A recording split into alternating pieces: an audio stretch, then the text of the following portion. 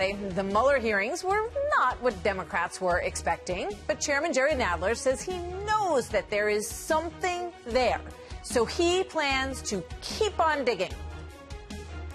There appears to be compelling evidence of the president's misconduct outside of the four corners of the redacted version of the Mueller report, and we will work to uncover that evidence as well. The information is important, and I can't characterize the specific importance because I don't know the specific contents, obviously.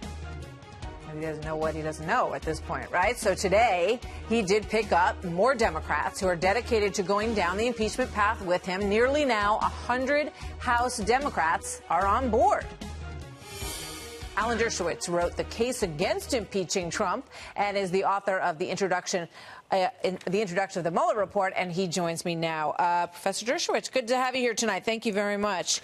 Well, thank you so much, except I want to change the name of the report from the Mueller report to the staff report, because apparently Mueller didn't write it, and apparently he didn't even read it. So I don't think we should be calling it the Mueller report anymore. They just used his name and his credibility and his very good background to give an imprimatur to a report that was obviously written by the staff. Yeah, that was one of the most stunning revelations, I thought, as well, as we covered this. You know, it was very clear that he did not have a deep grasp of the details of the report, and very clear that he was, that he didn't know, some of the names of people involved even when he was asked about them. But you heard what Jerry Nadler said there. He said, he believes that there's some other existence outside of the report that requires them to keep digging here. You wrote the case against impeaching President Trump. What would you say to him if you sent your book along with him on his August recess?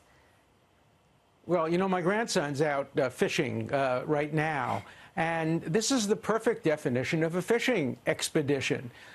He doesn't know what he's looking for. Maybe he'll throw some hooks in the water and hope maybe he'll come up with something. That's not the way investigations are supposed to be conducted, either prosecutorial investigations or congressional investigations. On Fox the other night, the night before the hearing, I was asked by Laura whether I thought this would be a Hail Mary pass by the Democrats, and I said no, I thought it would be an intercepted pass that the Republicans would use to their advantage and that it would hurt the Democrats. And as a Democrat myself, it was painful for me to see how the Democrats are shooting themselves in the foot. They're hurting themselves. Americans don't want to see this path toward impeachment. They want to see the Democrats work together with the Republicans and try to achieve something to make the lives of Americans better every day, not to go down the line to satisfy 100 radicals or led by 4 radicals, leading toward something that will never be impeachment. Yeah. You can't start an impeachment without a majority of the Congress.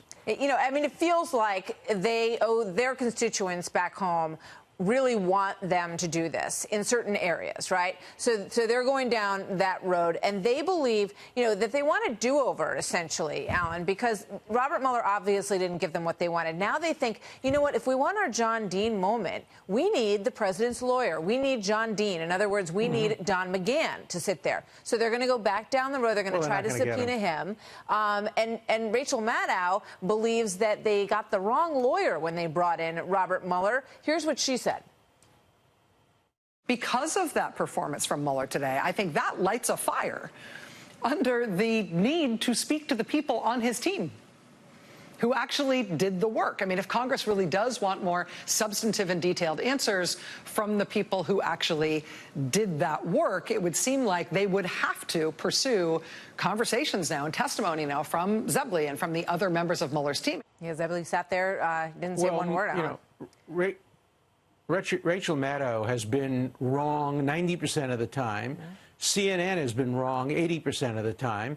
I've been right 100% of the time, not because I'm any smarter, but because I don't engage in wishful thinking. I do analysis. I try to understand the Constitution and the law, and I apply it equally no matter who is the subject. The original title of my book, The Case Against Impeaching Trump, was the case against impeaching Hillary Clinton. We even have a cover that shows it, because when I thought, and we all thought, Hillary Clinton would be elected, and people were saying, lock her up, I was writing a book on why Hillary Clinton shouldn't be impeached. So I try to make it down the middle. I'm not ideological when it comes to my analysis of the law. That's why I've been right more than CNN and more than CNBC, and that's why I continue to be right. I'm not bragging about this. I'm only making a point that it's important to analyze this from an objective point of view. But Alan, just last question for you. You basically gave the reason that Democrats in your party should move on because people want them to. But what about, Jerry Nadler, just based on what he said today, would say, no, I need to do this because there's wrongdoing here and because it's my responsibility to make sure that we find it. And I'm going to beat the bushes and subpoena Don McGahn and everybody else I can until I figure out what actually happened here. That's what he says.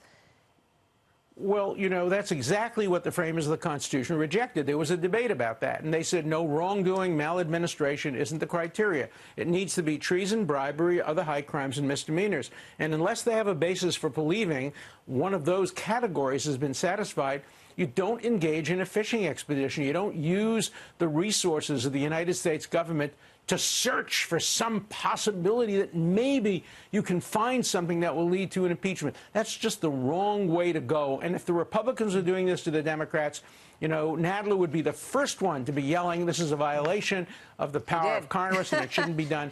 We need to have the same rule for everybody, what I call the shoe on the other foot test. If it's good for the Democrats, it's good for the Republicans and vice versa. Well, he did exactly that back in the 90s. Alan Dershowitz, good to see you tonight. Thank you very much, sir.